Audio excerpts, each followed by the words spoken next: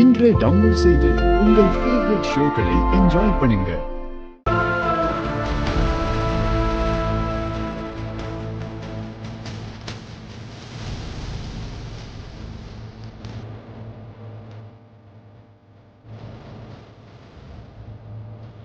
நீதான் கேபிய விவாகரத்து கொடுக்க ஒத்துக்க வைக்கணும். ஒருவேளை அவரு விவாகரத்துக்கு ஒத்துக்காம போயிட்டாருன்னா?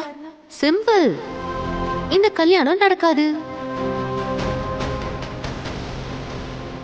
உங்க விவாகரத்து முடிஞ்சதுக்கு அப்புறம் தான் இந்த கல்யாணம் நடக்கும்.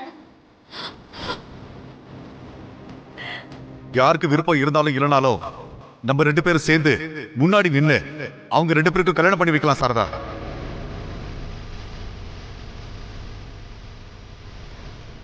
அம்மா,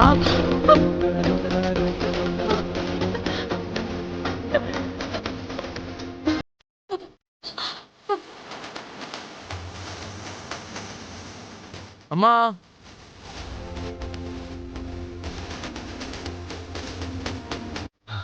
அம்மா.